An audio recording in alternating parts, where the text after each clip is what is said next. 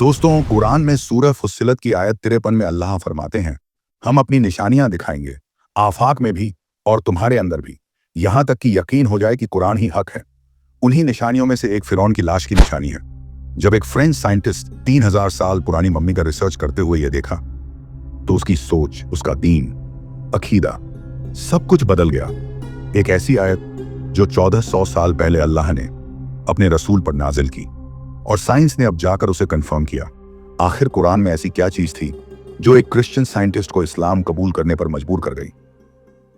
ये बात है 1998 की, जब एक मशहूर इजिप्टोलॉजिस्ट जो विक्टर लोरेट के नाम से जाना जाता था, वो मिस्र यानी इजिप्ट के एक शहर लक्सर में पहुंचता है। इस शहर में हजरत यूसुफ अलैहिस्सलाम से लेकर हजरत मूसा अलैहिस्सलाम तक के दौर के फिरौनों का सल्तनत था। दोस्तों, 1999 से मिस्र में पुरानी ममीज की कब्रों का खुदाई का अमल जारी था। खुदाई के दौरान उसे एक 3000 साल से भी ज्यादा पुरानी मम्मी मिलती है। उस मम्मी की तहकीकात के लिए फ्रांस का मशहूर साइंटिस्ट डॉक्टर मॉरिस बुकाई को मिस्र बुलाया जाता है। जब वो साइंटिस्ट और उसकी टीम उस मम्मी की तहकीकात जारी की, तो इसे देखकर सब कांप गए, क्योंकि उन्हें पता चला कि यह फिरौन की लाश है, वही फिरौन जिसका जिक्र कुरान और बाइबल में आया है। लेकिन बाद में दूसरी रिसर्च के बाद उसके होश उड़ जाते हैं। उसे पता चलता है इसकी डेथ समुंदर में गर्क होने से हुई थी। वो हैरान रह गया, क्योंकि हिस्ट्री कहती थी कि हजरत मूसा अलैहिस्सलाम के दौर का एक ही फिरौन था जिसका अंजाम समुंदर में डूबकर हुआ था, और उसके अलावा किसी भी फिरौन के डूबकर मरने का कोई रिकॉर्ड नहीं था। यह सुनकर डॉक्टर बुकाई ने पहली बार अपने हाथों में कुरान उठाया और जाकर देखा सूरह अश-शूरा आयत 63 से 66। उसमें अल्लाह फरमाते हैं, फिर हमने मूसा को वही भेजी कि अपनी लाठी समुंदर पर मारो, तो समुंदर फट गया और हर हिस्सा एक बड़े पहाड़ की तरह हो गया, और हमने फिरौन को उसके पूरे लश्कर समेत डूबा दिया। ये आयत पढ़कर डॉक्टर बुकाई का चेहरा बदल गया। उसकी आंखों में हैरानी थी। उसने रुक कर कहा, ये कुरान में लिखा है, लेकिन ये बात तो अभी अभी साइंस ने डिस्कवर की है। वो बस एक ही बात सोच रहा था, अगर ये लाश समुंदर में डूब गई थी तो ये समुंदर से बाहर कैसे आई? ये लाश मम्मी कैसे बन गई? मिस्र के लोगों के हाथ कैसे लगी? और आज 3000 साल बाद ये हमारे सामने कैसे हैं? ये सवालात उसके जहन में तूफान की तरह घूम रहे थे। वो जवाब चाहता था।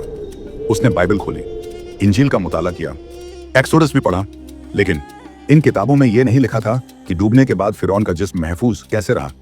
तब उसके एक कलीग ने कहा, तुम कुरान पढ़ो, इसका जवाब वहां मिलेगा। यह सुनकर उसने फौरन कुरान मजीद अपने सामने रखा और खोला सूरह यूनुस, और फिर उसकी नजर पड़ी आयत 90 पर। इस आयत में अल्लाह फरमाते हैं, और हमने बनी इसराइल को समुंदर के पार निकाल दिया, फिर उनका पीछा फिरौन और उसके लश्कर ने सरकशी और ज्यादती के साथ किया।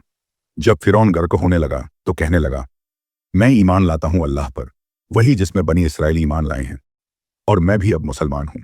आयत 91, अल्लाह फरमाते हैं, अब जबकि तू पहले नाफरमानी करता रहा और फसाद करने वालों में से था। आयत 92, सो आज हम तेरी लाश को बचा लेते हैं ताकि तू उन लोगों के लिए निशानी बन जाए जो तेरे बाद आएंगे, और यकीनन लोगों में से अक्सर हमारी निशानियों से गाफिल हैं। इस आयत को पढ़कर डॉक्टर बुकाई की आंखों से आंसू बह गए। वो खुद पर काबू न रख सका और खड़ा होकर कहा, अशहदु अल्ला इलाहा इल्लल्लाह व अशहदु अन्ना मुहम्मदन अब्दहु व रसूलहु। उस दिन के बाद डॉक्टर बुकाई ने दिल से ईमान लाया। दोस्तों, ये बात वाकई में गौर और फिक्र करने वाली है। जब 1400 साल पहले दुनिया में साइंस का नामो निशान भी नहीं था, अल्लाह ताला ने कुरान में ऐसी बातें बयान कर दी जो आज का साइंस भी तस्लीम करता है। 3000 साल से भी ज्यादा हो गए, लेकिन फिरौन की लाश आज भी महफूज है।